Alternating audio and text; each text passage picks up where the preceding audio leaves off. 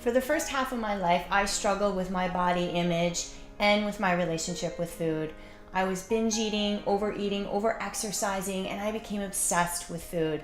I also became very like a slave to food.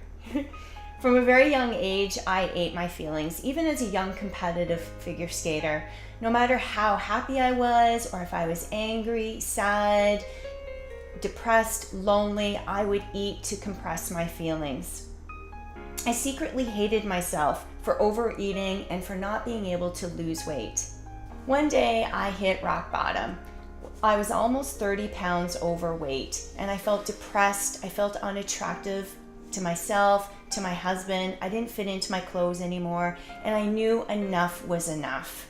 So I knew I needed to reach out to somebody for help, and out of desperation, I reached out to a sports psychologist who helped me with my overeating. I felt so embarrassed as a fitness and health professional that I was going to share my darkest secrets with the psychologist, but I knew I had to in order to get the help that I needed.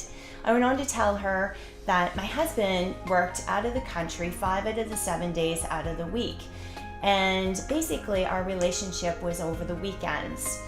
Every Monday morning when I would take him to the airport, I would make 3 stops on my way home. The first would be the donut shop, where I would actually get a box of donuts and muffins. The second stop would be the burger joint, where I would get a burger and fries. And the third stop would be the grocery store to pick up anything that I could fit in my basket that I was craving that day. Once I got home, I would eat until I felt sick to my stomach, and I was in a food coma. Basically, I would pass out on the couch until the next day. The next morning, I would wake, it would be normal. I would eat healthy and normal for the rest of the week, and I continue on my regular routine. After telling my psychologist about my behavior and what was going on with my relationship with food and my body image, immediately she says to me, "You're having an affair on your husband." And I was like, whoa, wait, no. That's not what's going on. So many emotions came up for me in that moment. And she's like, no, she's like, you're having an emotional affair with food on your husband. And I was like, wow, that really resonated with me. What was lacking in my life, I was fulfilling with food. So the love that I wasn't getting from my husband during the week, I was fulfilling it with food. Basically, food was filling my love tank.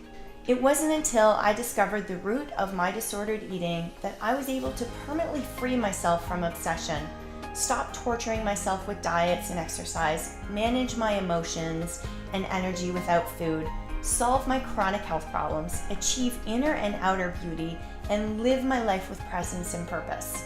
My body arrived at the weight it's supposed to be, that's appropriate for my natural, unique disposition. No yo-yo dieting, no drastic swings, just me having a life and not letting food ruin it.